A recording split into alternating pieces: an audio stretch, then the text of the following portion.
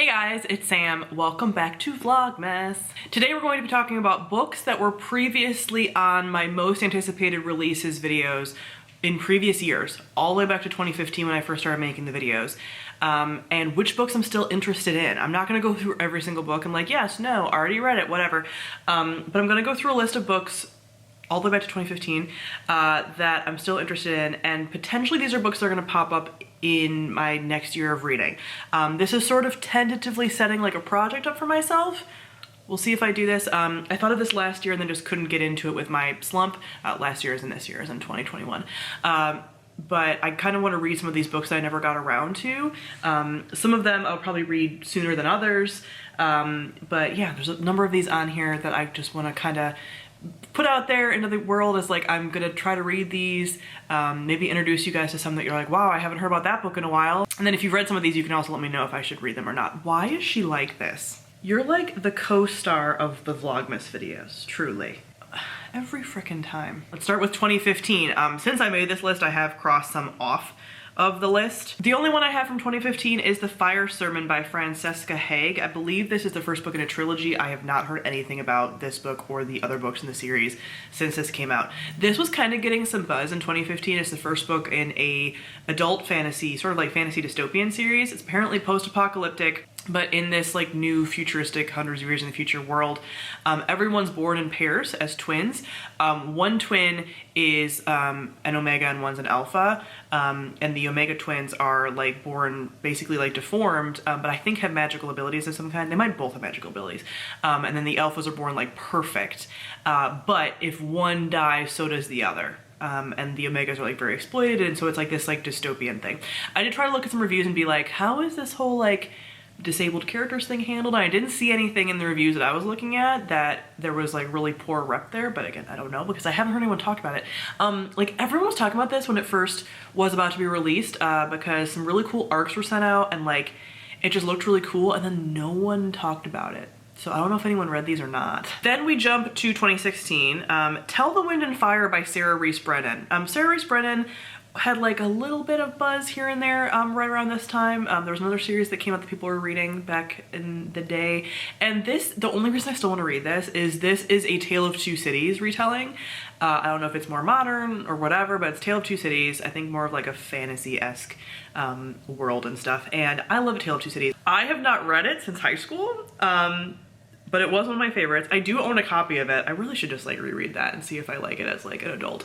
But I like it. So I'm kind of like, let's see what some retellings look like when I have had some separation from it too, so I wouldn't be too harshly criticizing it. I don't know. I'm still like, I could do that. Then from 2016, we also have A Closed and Common Orbit by Becky Chambers. This is a damn shame.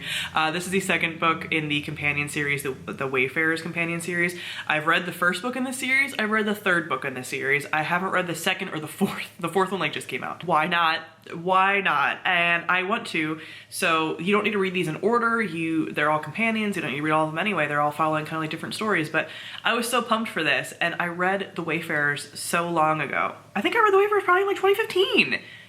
The first one, the Long Way to a Small Angry Planet. So like, what? Anyway, just because I haven't owned it. Then from 2017, we have The Bone Witch by Rin Chiapeko. The series is now fully out. It's a YA fantasy series that follows a character who's sort of like, are they going to be a villain? Are they going to be a hero? And she has bone magic, and bone magic and like death magic is very looked down upon. Like she accidentally, I think, raises her brother from the dead, and then like everything kind of goes from there. But yeah, I'm a little on the fence with this one because Rin Chiapeko has been a mixed bag for what I've seen of her on Twitter. I don't follow any authors on Twitter, but I hear rumblings of stuff, and sometimes she does some like good stuff there, and sometimes she doesn't. I think she just gets really involved in a lot of discussions, and that can sometimes be good or bad depending on what her opinion is, and it's kind of all over the place. So I'm gonna try to keep separated from her in my head as far as an author. I haven't heard her do anything horribly problematic or anything, just more like sticking her foot in her mouth a lot. But this series appeals to me, and she has another series that might, yeah, I have another book on here later on that I will mention for 2019 that came out. But yeah, I want to read this one first, and then I would probably read the other one. I'll just say that A Never Tilting World is another one. It's sort of like one part of the world is one kind of climate like hot, I think, and one's cold, and like there's two sisters on like both sides, and all this stuff with like fantasy. I want to read that after I would read The Bone Witch, so if I didn't like The Bone Witch, I wouldn't read that, but if I did, then I will. The other one from 2017 is A Space Between Stars by Anne Corlett. This had the vibes for me of sort of like the Wayfarer series. It's an adult sci-fi standalone, and is more of like a slice of life-y type, like potentially like that Hope Punk Becky Chambers feel that I haven't heard a lot of people talk about, but I like that kind of not hard sci-fi. Then 2018, The Price Guide to the Occult by Leslie Walton. Leslie Walton wrote The Strange and Beautiful Sorrows of Ava Lavender, which for the longest time was in my like top 10 favorite books. I don't know if it still stays there, but it's still pretty high. I really liked it. I should reread it. But I just really dug that, like, that was sort of like a generational story with magic and stuff, sort of like fabulism. I think The Price Guide to the Occult is also fabulism, and I should have looked this up before I started doing this because I'm actually forgetting what this one was about. But it's another standalone YA, sort of, I think there's a like spell book. It's sort of centered around that. I don't really care. I just really liked her writing and like the fabulism vibes there. So I would want to give this one a go because I loved The Strange and Beautiful Sorrows of Ava Lavender. Then I also had A Court of Frost and Starlight by Sarah J. Maas. I will read this eventually. It's the fourth book in the ACOTAR series. Now Silver Flames is out. Do I even have that on here? No, because that was 2021. The Court of Silver Flames is also out. I'm gonna read that. Like, I am gonna keep reading the ACOTAR series. I just haven't yet. So I will. This one, I should have read it around this time, honestly. I think it's a shorter book and I think it's set kind of around like their Christmas. So maybe I'll try to get to that in January. Then for 2019, we have The Women's War by Jenna Glass. This I think is a standalone adult sci-fi dystopian, sort of like, again, women's war, like women sort of rising up kind of thing. I wish I could tell you more, but Kit's perched on my lap, so I can't even grab my computer to tell you more. But I remember the cover very vividly, and I remember like the premise being really cool, but it's just one of those books. Like, a lot of these were books that, like, some of them people continue to talk about, but I think some of these got overlooked over the years because I just like wasn't hearing about them all the time. Like, hype is a serious drug, and so some of these, like, I didn't hear enough about. So even though people were obviously reading them, like, I just wasn't hearing about them all the time, so like they weren't sticking out in my head as much, but I have heard some pretty good things about Women's War over the years. Then we have Lady Hotspur by Tessa Gratton, I'm pretty sure. This is in the same sort of, I don't think it's a companion series or even in the same world necessarily, but same theme of books that she's writing. Like, she did The Queen of Innis Lear, which I read a few years ago and wasn't a favorite, but has like stuck with me. That was a King Lear retelling, but centered much more around like the women, and it was like a fantasy setting.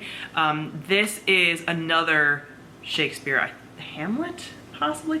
It's another Shakespeare retelling. I just have Shakespeare history in my head as part of cultural awareness, and like, you know, it's just part of our media, you know, but I haven't like studied Shakespeare, so while it's cool to read Shakespeare retellings, I'm not like super invested in like how accurate is this to the original, which makes them kind of fun. And I like her stories. They're like very odd and like dark, but like not in a grim dark, like male grimdark way, and it's different. I don't know, I just dig them. There Will Come a Darkness. Why did I not write down the author's name for this?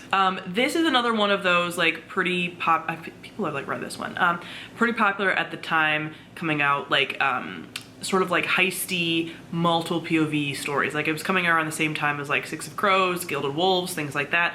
And this is all like a cast of, it's a YA book. I think it's a standalone, it might be a duology, that was like cast of rogues, thieves, that kind of thing. And I'm just into it. And I heard this was pretty decent, like a little bit dark, sort of like anti-heroes, anti-villains, that kind of vibe. Then Beyond the Black Door by A.M. Strickland, which I actually own, but I can't grab because, again, cat.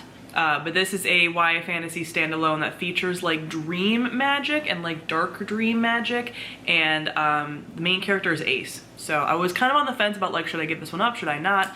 I actually posted on TikTok about it, and a lot of people were like, I think you generally like it, like give it a go. So I am continuing that one. Then Dead Astronauts by Jeff Vandermeer. This is in the same world as Born, so this is a sort of companion to Born, an adult sci-fi in the new weird genre, which is just, I always try to describe it and I can't. It's Born itself has a lot of, it's a futuristic world with a lot of like biotech, so like tech combined with biological things like animals and whatever, and it creates this like really weird thing. And Dead Astronauts is the sort of like sequel companion to this, and it connects to something that happened in Born where there was like these 3 dead astronauts that they like found in Bourne, and it was very like, what is this? So this is not Bourne, but it's in that same world. And I want to read more New Weird. I'm very tempted, this isn't on the most anticipated list because this was out before I started doing these, I'm pretty sure. But his New Reach, Far Reach series, the like Annihilation books and then movie, I think I should really read, because I've said before that I love like corrupting forests, and this is not necessarily a corrupting forest, but there is like something that was changing the biology of stuff, anything that was alive, and I should really read those because I'm probably be into it. Okay, now we're to 2020. Some of these I own. I guess I just have to find photos to put in here instead of holding up the books I own. First is The Midnight Live by Marie Rutkowski. This is one I'm gonna give a second chance to. I did start reading it in 2021 and just couldn't get into it beginning of the year, this year when I was in my slump. This takes place in the same world as the Winners trilogy that I really loved. And for some reason I just like could not connect to this one. It's set in like, I think a different place, possibly a different timeline. But like I really want to like it, and the second book is now out and whatever, so I'm gonna see. I have heard mixed things though, like even when I was deciding if I was gonna DNF it earlier in the year, some people were like, yeah, I couldn't get into it, some people were like, I loved it. So yeah, but again, YA fantasy series. Then The City We Became by N.K. Jemisin. I also plan on reading more of her backlist. I still need to read the Inheritance trilogy, and then I'll have read everything by her as far as like novels. But this is her newest release that is a, I think, like sci-fi, futuristic apocalyptic kind of thing, set in New York, and like during the apocalypse, and like having to sort of like band together and stuff. So sounds really cool. Kind of fantasy sci-fi. I'm not really sure like where exactly it falls, but it's N.K. Jemisin, so I'm gonna read it. And lastly is The Once and Future Witches by Alex C. Harrell. This is another one that I asked TikTok, like, should I read it, should I not? I'm still slightly on the fence about it, but I think I want to at least try it. This is a adult standalone historical fantasy that's the suffragettes with witches. I've heard very conflicting things even on that TikTok in the comments of people being like, no, I don't think you'll really like it at all, and some people being like, no, I think you will, and some people saying that the magic wasn't that big of a factor, and some saying that it is, so who knows if I'll like it or not. I don't tend to love like historical fantasy that leans heavily on the historical, but if it leans heavier on the magic, I should be fine. We'll see. But these are all of the books that are kind of on my like to get to list from most anticipated over the last handful of years. So comment below, let me know if you've read any of these books and what you've thought of them. Also, like, please let me know ones that you're like, I really think you'd love these, or like, I really don't think you should prioritize this one, like maybe take it off the list. Because again, I'm hesitant to make this an official project because I do want to read a lot of 5-star books, and if I haven't been hearing about these books, does that mean they're not 5-star worthy? Is that why I'm not hearing about them? I don't know. The more recent ones I've heard more about, but like, some of the older ones have sort of like faded. So yeah, let me know what you think I would think of these if you have read them. Thank you all for watching, and I'll see all of you guys soon. Bye.